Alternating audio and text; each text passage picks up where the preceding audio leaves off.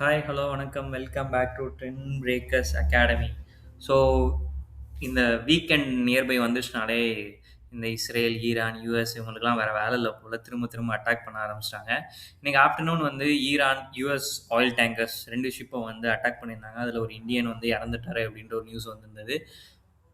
Evening வந்து பார்த்தீங்க அப்படின்னா, இஸ்ரேல் வந்து ஈரானோட நியூக்ளியர் பிளான்ட்ஸ் எல்லாம் வந்து அட்டாக் பண்ணியிருக்காங்க.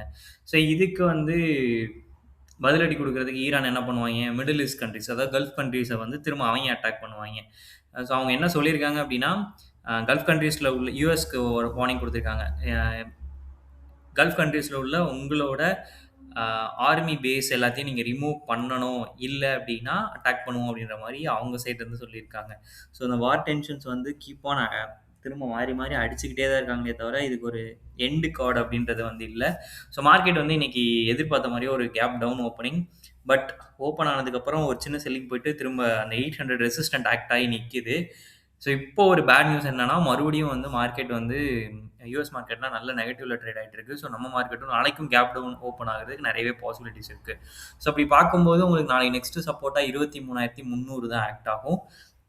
ஸோ மைனர் ரெசிஸ்டன்ட்டா உங்களுக்கு ஆக்ட் ஆக போறது வந்து பார்த்தீங்க அப்படின்னா, 23,700. So next resistant 23,800. இன்னைக்கு ஆக்சுவலா இந்த இடத்திலேயே தான் முடிச்சுட்டாங்க மார்க்கெட்ட. ஸோ நாளைக்கு வந்து சப்போர்ட் அப்படின்றது பார்க்கும்போது 23,300 அத பிரேக் பண்ணுச்சுன்னா, அடுத்து ஒரு 500 பாயிண்ட்ஸ் வந்து ஃப்ரீ ஃபால் ஜோன் இருக்கு. 27,800 அடுத்து அத பிரேக் பண்ணா சப்போர்ட். ஏன்னா அடுத்தடுத்து வந்து ஹியூஜ் ஃபால்ஸ் இருக்கு. அதையும் பிரேக் பண்ணுச்சுன்னா, அடுத்து ஒரு பெரிய ஃப்ரீ ஃபால் ஜோனே இருக்கு. கிட்டத்தட்ட ஒரு 900 பாயிண்ட்ஸ், 1000 பாயிண்ட்ஸ்ன்னு வச்சுக்கோங்க. கிட்டத்தட்ட ஒரு 1000 பாயிண்ட்ஸ் வந்து ஃப்ரீ ஃபால் ஜோன். அதுதான் வந்து ஒரு மேஜரான பாயிண்ட்.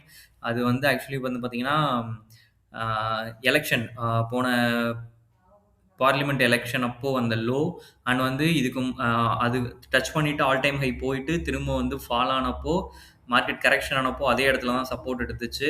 சப்போர்ட் எடுத்து திரும்ப மேல திரும்புச்சு. அண்ட் திரும்ப இப்போ வந்து ஆல் டைம் ஹை ரீச் பண்ணிட்டு தான் திரும்ப செல்லிங் நடந்துட்டு இருக்கு. ஸோ மேபி அது வரைக்கும் போவானான்னு கூட தெரியாது. ஓகேங்களா? அது வரைக்கும் போனான்னா ஒரு கரெக்ஷனே ஆன மாரி கிட்டத்தட்ட வந்து ஆல்மோஸ்ட் 15% பக்கம் கரெக்ஷன் ஆன மாரி. ஓகேங்களா? ஸோ என்ன பொறுத்தவரைக்கும் ஆல்ரெடி 10% கரெக்ஷன் ஆயிருச்சு. ஸோ வந்து வார் வந்து கொஞ்சம் கண்ட்ரோல் ஆனா தான் மார்க்கெட் ரெக்கவரி ஆகும். இல்லன்னா அது வரைக்கும் செல்லிங்ல தான் இருக்க போகுது. ரெட் பாத் தான். ஓகேங்களா? நெக்ஸ்ட் சப்போர்ட் 23,300 அத பிரேக் பண்ணுச்சுன்னா 22,800 இதுதான் நிஃப்டியோட சப்போர்ட்.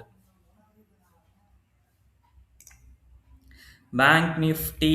ஸோ பேங்க் நிஃப்டி இப்போ தாங்க செல்லிங்குள்ளேயே வர்றான். ஆல் டைம் ஹை வந்து ரீச் பண்ணிட்டு கன்டினியூஸா செல்லிங். ஆல்மோஸ்ட் வந்து பார்த்தீங்கன்னா 61 62,000 ரவுண்ட் அப் பண்ணி வச்சுக்கிறேன். 62,000 போனவன் இப்போ 55,000 வந்துட்டான். கிட்டத்தட்ட எவ்வளோ 7,000 பாயிண்ட் வந்து பேங்கிங் வந்து இறங்கியிருக்கு. ஃபால் ஆயிருக்கு. ஸோ ஓகேங்களா? அது இன்னும் ஃபால் ஆக வேண்டி இருக்கு. பயவுள்ள.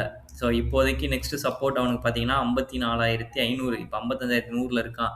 எப்படியும் நாளைக்கு ஒரு அந்த ரேஞ்ச் கிட்ட தான் ஓப்பன் ஆவான்னு வச்சுக்கோங்களேன்.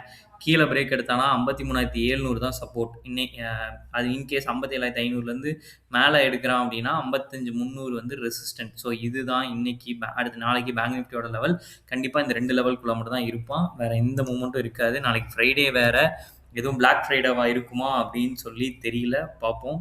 ஐடி ஐடி வந்து பெருசா அடிக்க மாட்றாங்க. நானும் அடுத்து ஒரு செல்லிங் போவான் அப்படின்னு பார்த்தா, இவன் கூல் டவுன் ஆயிட்டான். பேங்க் நிஃப்டி இப்ப அடி அடின்னு அடிக்க ஆரம்பிச்சுட்டான். அதனால தான் மார்க்கெட் ஹெவியா ஃபால் ஆகுது.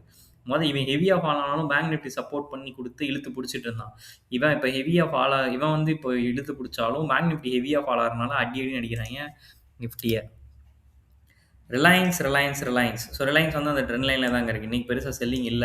நாளைக்கு செல்லிங் இருக்கும்னு நான் எதிர்பார்க்குறேன். ஸோ ரிலையன்ஸ் வந்து என்ன பண்றான்னு பார்க்கலாம்.